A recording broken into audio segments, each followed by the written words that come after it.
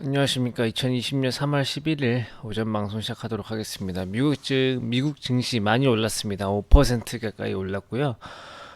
일단은 이제 코비드 19 이거랑 유가의 급락으로 폭락했던 증시가 강한 반등을 나타내 주었는데요. 일단은 뭐 미 증시가 어제 폭락하고 나서 미국 행정부랑 금융기관들이 긴급적으로 회동했다라는 이슈가 있었죠. 이제 거기서 골드만삭스에서 소득세,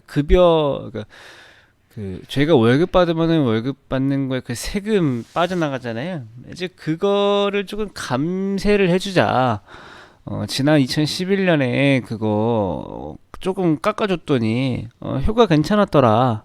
이번에도 한번 써보는 게 어떻겠냐 라고 톡 건졌더니 트럼프 대통령이 야 그거 괜찮은데? 야 그럼 감세를 하지 말고 그냥 면제를 해주는 건 어떠냐 라고 이렇게 얘기가 나오죠. 미국 증시가 큰 폭으로 막 상승을 했습니다.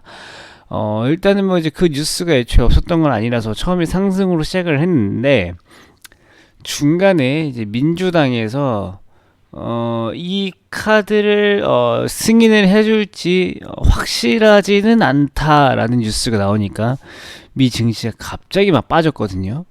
근데 그 뒤로 갑자기 트럼프 대통령이 야 그럼 면세를 하자. 민주당아 어때? 이 말을 하자마자 5%가 갑자기 푹 올랐습니다. 한때 마이너스까지 갔던 증시가 5%까지. 그러니까 애초에 2%, 3% 상승을 했다가 마이너스로 갔다가 플러스 5%까지 갔다라는 것은 진짜 엄청난 변동성을 보여준 거고요. 하루에 플러스 마이너스 합쳐서 10%로 움직였습니다.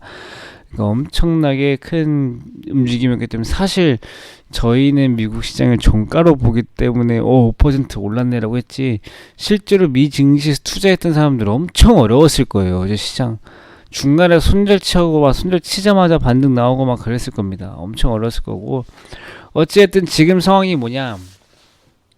그럼 미 증시가 왜 올랐습니까? 트럼프 대통령이 카드를 딱 하나 꺼내는데 소득세 감세야. 아니 소득세 면제야. 아주 딱 냈어요.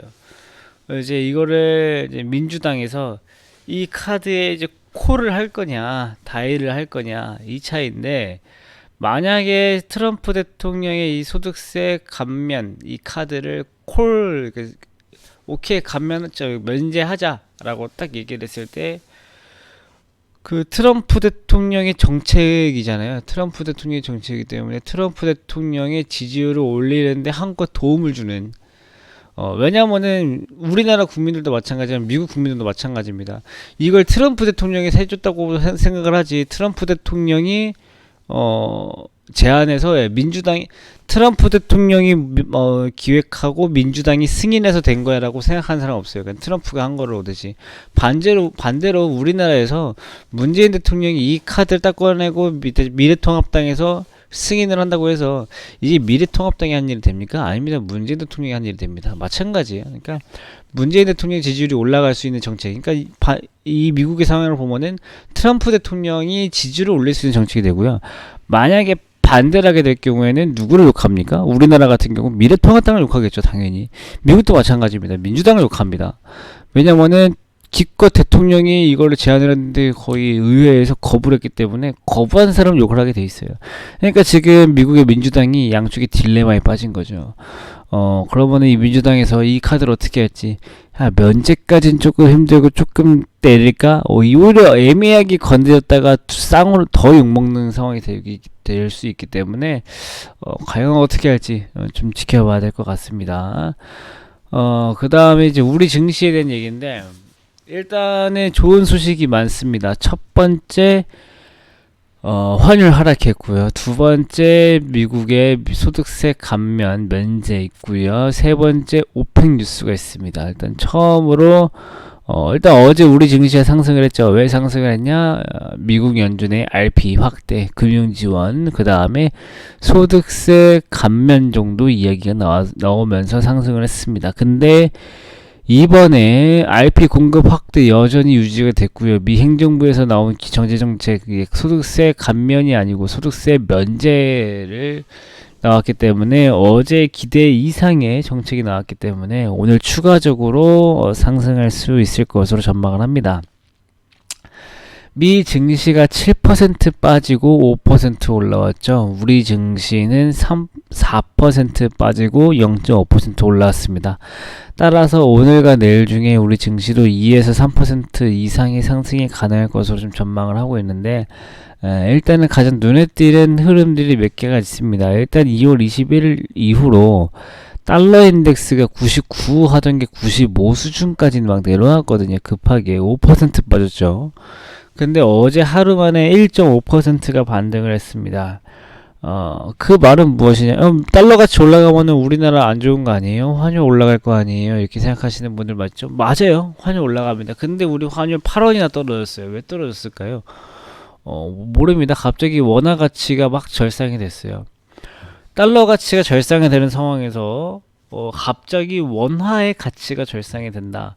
그러니까 달러가 절상이 될 경우에는 우리나라는 당연히 절하가 되는 구조인데, 우리나라 환율이 떨어지려고 그러면은 우리나라 원화, 그러니까 이 세종대왕님의 가치가 막 올라가야 되는 거거든요. 근데 그 가치가 올라갔다라는 것은 아무래도 반도체 위주의 상승을 좀 보여주기 위한 힌트가 아닐까라는 생각을 듭니다. 반도체 위주의 상승이다? 그러면 삼성전자겠지요. 근데 외국인이 최근에 삼성전자 엄청나게 팔아치웠는데, 어쩌면 오늘부터 다시 외국인이 삼성전자를 위주로 매수를 들어올 수 있겠구나 라는 생각까지 좀 해보고 있습니다. 일단은 뭐 959 콜센터 관련 집단 감염 불확실성이 여전히 존재하는 건 맞습니다. 근데 미국은 우리나라보다 지금 이제 막 심각해지기 시작하죠. 우리나라 지금 이미 신천지 쪽에 집단 감염 나오면서 한번 충격 먹은 상황이에요. 근데 지금 959 콜센터에서 집단 감염 생긴다고 해서 신천지 때만큼의 충격을 과연 받을까요? 그렇지 않습니다. 여전히 충격은 받겠죠. 근데 과연 그때만큼의 충격인가? 그렇지 않다란 말이죠. 미국은 지금 집단 감염이 처음으로 나타나기 시작했기 때문에 엄청나게 충격을 받고 시작을 할 거란 말이죠. 특히 백인들이 더해요. 근데 미국이 이렇게 반등을 보여준다라는 것은 코로나 때문에 경제 성장률이 떨어질 것 같으면은 그 경제 성장률 감소분만큼 정부와 중앙은행에서 돈을 때려 넣으면은 해결할 수 있는 거다라고 미국에서 이번에 보여줬습니다.